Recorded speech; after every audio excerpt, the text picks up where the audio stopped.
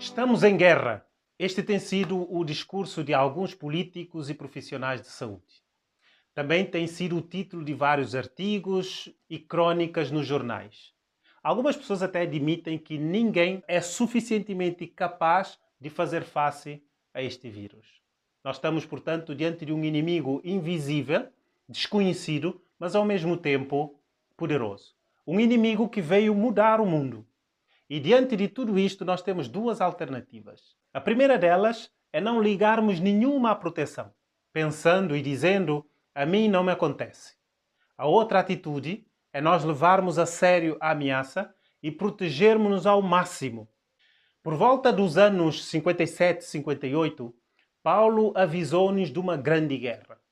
Ele disse em Efésios capítulo 6, no versículo 12: pois não temos de lutar contra carne e sangue, e sim contra principados, contra potestades, contra poderes deste mundo tenebroso, contra as forças espirituais da maldade nas regiões celestiais. Portanto, trata-se aqui de uma guerra espiritual.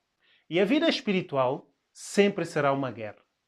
Haverão ataques à fé que tomarão a forma de lapsos morais. Haverão tentações para cedermos em pontos doutrinários. Haverão tentações para formalizar a religião e reduzi-la a algo externo, a uma mera concha. Haverá também tentações de falta de amor para com os irmãos e até, quem sabe, ódio para com aqueles que pensam de forma diferente de nós. Qual é o conselho bíblico para estas situações? Reforce o seu sistema imunitário. Se nós pegarmos nas palavras exatas do apóstolo Paulo, que se encontra no versículo 10, ele diz-nos aqui: no demais, irmãos meus, fortalecei-vos no Senhor e na força do seu poder. Precisamos de ter um bom sistema de defesa.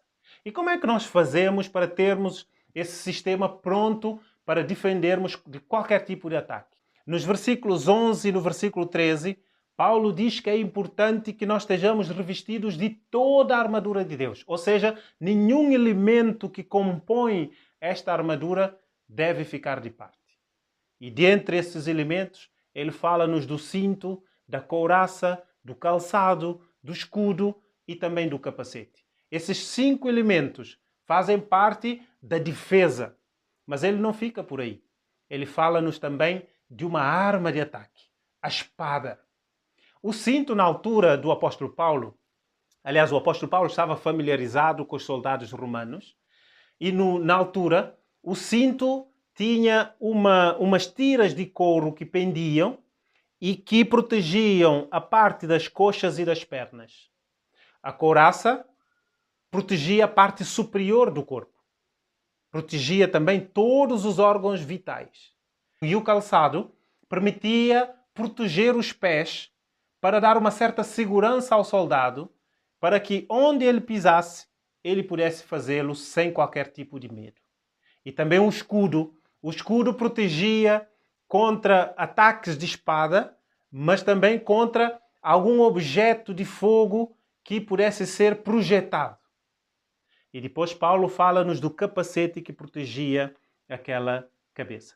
Todos esses 5 elementos fazem parte da armadura. Todos esses 5 elementos são toda a armadura que Paulo aconselha-nos a utilizar em tempos de guerra como este que nós estamos a viver. E depois Paulo fala-nos que essa espada é o único elemento de ataque, podia afastar o inimigo do nosso perímetro, mas ao mesmo tempo podia ser uma arma que eliminasse totalmente o inimigo. Agora a pergunta que vocês podem estar a fazer é: o que representa esta armadura? Todos esses utensílios que eu acabei de mencionar, qual é o seu significado? O cinto é a verdade. Na Bíblia, a palavra verdade não está apenas em oposição ao erro ou à mentira. A palavra verdade também representa a sinceridade, a transparência, a autenticidade. E um cristão nestas alturas precisa de ser um cristão autêntico. Precisamos de ser quem nós somos, sem qualquer tipo de máscara. A couraça é a retidão. A justiça, a couraça da justiça, como chama o apóstolo Paulo. Essa justiça é a justiça de Cristo que nos é imputada, Mas, ao mesmo tempo, essa justiça são as obras que resultam da nossa fé. São as obras que resultam deste contacto, desta aceitação da justiça de Cristo na nossa vida. E o calçado é a prontidão para levar o Evangelho. E aqui o apóstolo Paulo fala de um Evangelho específico, o Evangelho da paz. Esta altura é a altura ideal para propagarmos esse Evangelho da paz. Não a altura de propagarmos as notícias falsas, não é o momento para nós espalharmos o medo, para fazermos o alarmismo, mas é o momento de promovermos a paz. A paz na Bíblia é um bem-estar completo que só Deus pode dar. A paz na Bíblia é uma calma no meio das adversidades. Paulo também fala-nos desse escudo da fé. E essa fé não é uma fé cega. Essa fé não é uma fé que é baseada em evidências, mas é uma fé que se baseia nas vivências. Porque eu sei quem Deus é, porque eu sei o que Ele tem feito por mim, porque o meu relacionamento com Ele tem sido significativo, eu sei que eu posso confiar nele. Eu sei que eu posso entregar toda a minha ansiedade nas mãos de Deus. Então essa fé garante a proteção para todo o crente. E finalmente, Paulo fala do capacete, que é o capacete da salvação. Essa salvação, essa certeza da salvação, nós podemos ter em Cristo. Nós recebemos a salvação gratuitamente de Cristo. E nós precisamos aceitar a salvação. Em momento algum, nós devemos duvidar dessa salvação que Cristo nos garantiu através da sua morte na cruz. Paulo fala-nos também da espada da palavra de Deus. E eu gostaria de vos relembrar que nós não podemos ficar apenas na defensiva. Sim, se nós utilizarmos toda a armadura de Deus, nós vamos nos defender contra o inimigo. Mas se nós quisermos ter a vitória contra o inimigo, nós precisamos utilizar a arma de ataque, a única que o apóstolo Paulo menciona aqui neste texto. Então seja proativo, saia ao ataque, leia a sua Bíblia. É pela leitura da Bíblia que a nossa fé aumenta. É pelo estudo da Bíblia que nós passamos a ter o conhecimento da vontade de Deus para a nossa vida.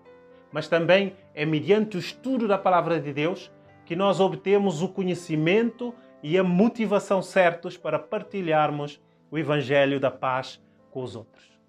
E o apóstolo Paulo, em Hebreus capítulo 4, versículo 12, ele diz-nos que esta palavra de Deus é uma palavra viva e eficaz.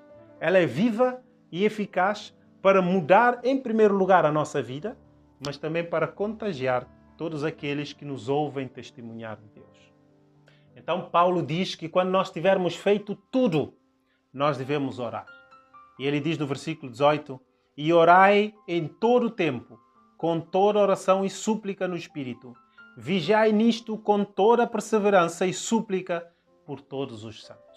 Aqui o elemento oração é extremamente importante. Eu termino dizendo que de facto nós estamos em guerra. E é uma guerra antiga. Nenhum de nós tem as condições necessárias para vencer o inimigo sozinhos. Nós não temos recursos, nós não temos esses meios. E então, para nós vencermos, nós precisamos utilizar toda a armadura de Deus. Agora nós temos duas alternativas. Ou nós dizemos, não, nós não precisamos de proteção, porque isto só acontece aos outros. Ou então nós levamos a sério esta ameaça e utilizamos toda a proteção de Deus. Ouça a voz de Deus e proteja-se.